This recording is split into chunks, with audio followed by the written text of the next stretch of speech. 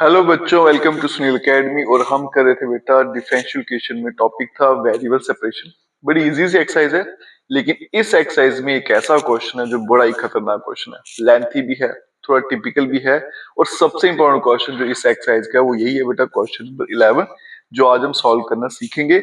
और इसको एग्जाम के लिए जरूर प्रिपेयर कर लेना, ये एग्जाम में पूछा जा सकता है। आइए बेटा इस क्वेश्चन को सॉल्व करें। आपको डिफरेंशियल इक्वेशन दे रखी है, ये पर्टिकुलर सॉल्यूशन है, y के लिए 1 और फिर x के लिए 0 डालेंगे। तो पहले इसको सिंपलीफाई करना देखते हैं। तो सबसे पहले तो dy अपॉन dx बनाएंगे, तो ये बन जाएगा बेटा 2 time x square plus x, और डिवाइड में x cube plus x square plus x plus 1। अब मैं क्या करता हूँ बेटा, dy अपॉन dx तो बन गया मेरा। उसके बाद क्या करेंगे, वेरिएबल यहाँ पे सेपरेट कर देंगे, y वाले अलग x वाले अलग। तो यहाँ पे बन जाएगा dy, और यहाँ पे आ जाएगा बेटा 2 time x square plus x, और x cube plus x square plus x plus 1, और यहाँ पे आ गया dx। ठीक है, उसके बाद में इंटीग्रेटिंग बोथ साइड, तो यहाँ पे dy, और यहाँ पे बन जाएगा 2 time x square plus x, divide में x cube plus x square plus x plus 1, और साथ में आ गया dx। अब इसको इंटीग्रेट कैसे करना है बेटा वो देखिएगा। सबसे पहले तो ये डिनोमिनेटर है, इसको मैं सिंप्लीफाई करता हूँ, फिर देखते हैं क्या करना है। तो ये बनेगा बेटा dy equals to 2 time x square plus x, इन दोनों में से एक्स स्क्वायर कॉमन आ जाएगा तो बचेगा एक्स प्लस 1। आगे भी क्या था बेटा, एक्स प्लस 1, और बाहर क्या आ जाएगा प्लस 1। ठीक है, इन दोनों से एक्स स्क्वायर कॉमन ले लिया, बचेगा एक्स प्लस 1।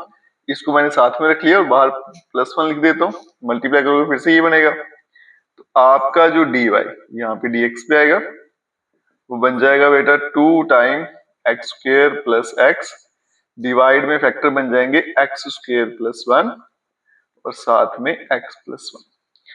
अगर आप ध्यान से देखो तो नीचे बेटा दो फैक्टर बन गए, एक क्वाड्रेटिक बन गया, एक लीनियर फैक्टर बन गया, और ये बन गई आपकी पार्शियल फ्रैक्शन। अब इसको सॉल्व करेंगे, आइए इसको सॉल्व करना सीखें। ठीक है, तो इसको साइड में लिख लेते हैं, 2 time x square plus x divided bye linear factor मैं पहले लिख लेता हूं, और क्वाड्रेटिक फैक्टर बाद में लिख देता हूं। ठीक है जी, अब यहाँ पे लीनियर फैक्टर है, इसके लिए तो a आएगा, ये क्वाड्रेटिक फैक्टर है तो इसके लिए लीनियर फैक्टर लिखा जाएगा, और इसके डिवाइड में x प्लस 1, और इसके डिवाइड में एक्स स्क्वायर प्लस 1। ठीक है, अब आगे क्या होता है, नेक्स्ट स्टेप सिर्फ न्यूमरेटर लिखेंगे, और यहाँ पे सेम सेम काटते जाएंगे, जो बचेगा वो मल्टीप्लाई में लिखते जाएंगे, bx प्लस सी, और इसके मल्टीप्लाई में आएगा x प्लस 1। तो बन जाएगा 2 time x square plus x equals to a x square plus 1 plus b x plus c, और यहाँ पे आ गया x प्लस 1। ठीक है, ये स्टेप मैंने शायद रिपीट कर दिया, 2 बार लिख दिया, सेम ही था, तो एक ही बार लिखिएगा बेटा इसको।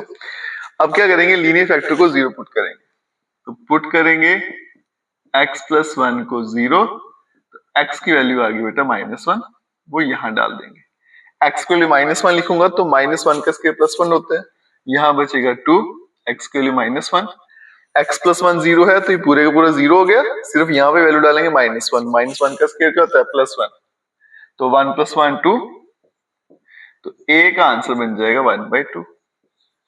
a का आंसर तो मेरे पास आ गया। अब बच गया बेटा b और c, इनको कैसे सॉल्व करेंगे हम, ये पूरी की पूरी इक्वेशन पहले खोल दूंगा, फिर उसको कंपेयर करके सॉल्व करेंगे। ठीक है, इस इक्वेशन को अगर मैं यहाँ पे खोल देता हूँ, इसको मैं रफ वर्क में लिख लेता हूँ क्योंकि 2 बार लिख चुका हूँ। इसको अगर खोल लूंगा तो क्या बन जाएगा, a एक्स स्क्वायर, और यहाँ पे भी मल्टीप्लाई करेंगे a, तो प्लस में आ जाएगा a। ठीक है, अब जब इनको मल्टीप्लाई करूंगा तो bx को x के साथ किया तो bx का स्क्वायर, फिर bx को 1 के साथ करूंगा तो आएगा bx, फिर आगे c था बेटा, है ना, तो bx को x के साथ किया bx स्क्वायर, bx को 1 किया bx, फिर cx, और फिर c को 1 से करूंगा तो c आ जाएगा। ठीक है, तो मैंने इक्वेशन को खोल दिया पूरा का पूरा। अब मेरे पास a की वैल्यू आ गई, b और c की निकालनी है, तो वो कैसे निकालेंगे, कंपेयरिंग करके। तो कंपेयरिंग, अब जैसे मुझे b निकालना है, तो b किसका कोएफिशिएंट, x स्क्वायर का, comparing coefficient of x square on both side. तो लेफ्ट साइड में एक्स स्क्वायर के साथ कौन है 2, राइट साइड में एक तो a दिख रहा है और दूसरा b दिख रहा है। a की वैल्यू 1/2 है, इसको यहां भेजूंगा तो आपका जो b बन जाएगा वो बन जाएगा बेटा 2 माइनस 1/2, तो 4 माइनस 1 तो आ जाएगा 3/2। तो इसका मतलब b का आंसर आ गया 3/2। a भी आ गया, b भी आ गया, अब c पे चलेंगे। c के लिए क्या करूंगा मैं, किसको कंपेयर करूंगा, c देखो किसका कोएफिशिएंट है बेटा, x का है, कांस्टेंट भी है लेकिन वेरिएबल वाला कंपेयर करेंगे। तो comparing coefficient of x on both side.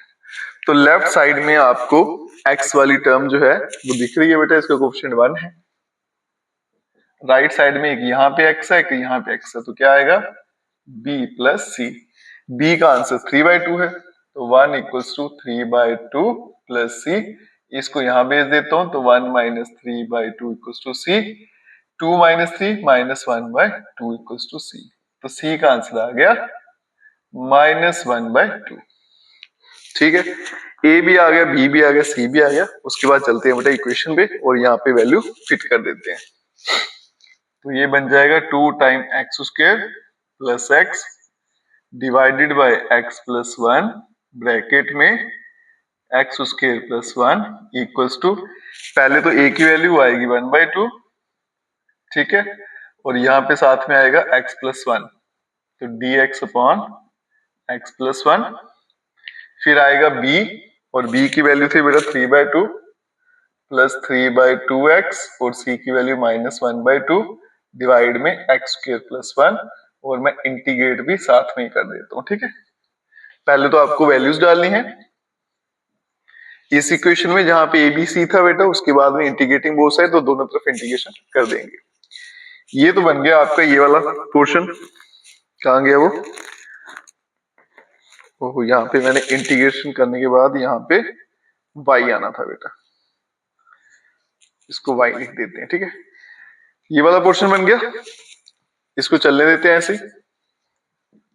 अब ये 1/2 लीनियर फैक्टर की क्या होती है, log of x plus 1, log x होती है। ठीक है, इसकी तो होगी।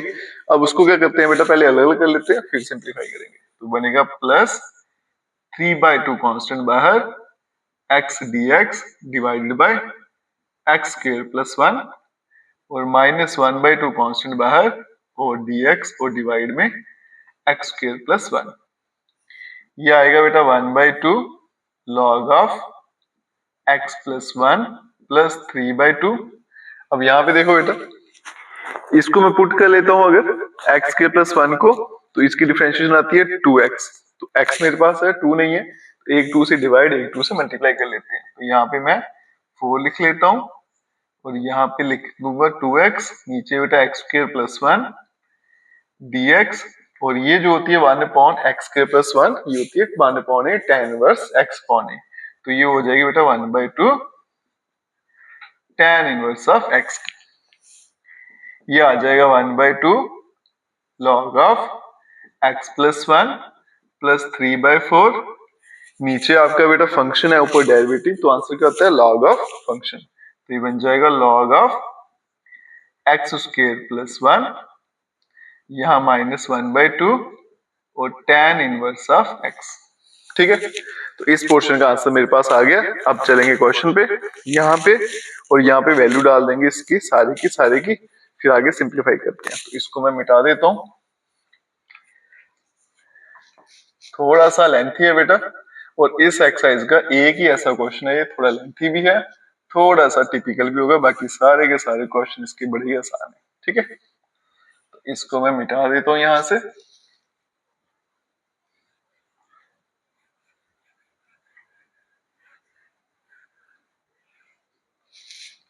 तो यहाँ पे बेटा लिख देता हूँ y इक्वल्स टू क्या बन जाएगा, 1/2 log x plus 1 plus 3/4 log x square plus 1, और -1/2 tan इनवर्स ऑफ x और प्लस c आएगा। ठीक है, यहाँ पे प्लस c भी आना था। तो यहाँ पे बेटा सभी में लॉग दिख रहा है, तो यहाँ पे लॉग ऑफ c ही लिख लेते हैं। ठीक है, अब क्या करना है, मुझे y की वैल्यू 1 लिखनी है और x की वैल्यू 0 और वहां से c की वैल्यू निकाल लेंगे। ठीक है, तो x की इसको c रहने देते हैं क्योंकि मुझे c की वैल्यू निकालनी है। तो y की वैल्यू 1 डाल देते हैं, x की वैल्यू 0, तो यहाँ पे क्या बनेगा बेटा 1/2 log of 1 3/4 log of 1 1/2 tan inverse x की वैल्यू 0 प्लस c।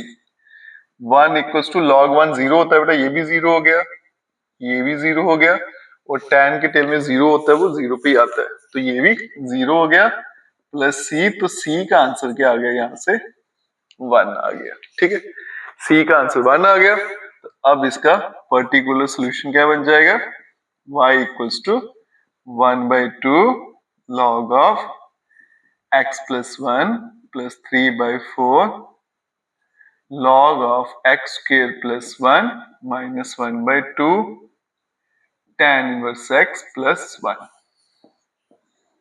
और यही इस क्वेश्चन का आंसर है। इंपॉर्टेंट क्वेश्चन है बेटा, इस एक्सरसाइज का एक ही ऐसा क्वेश्चन है जो थोड़ा सा टिपिकल होगा, लेंथी होगा, लेकिन अच्छा क्वेश्चन है, एग्जाम में पूछा जा सकता है। वीडियो अच्छी लगी खूब सा शेयर करिएगा, चैनल को लाइक सब्सक्राइब शेयर कमेंट जरूर करें। Best of luck.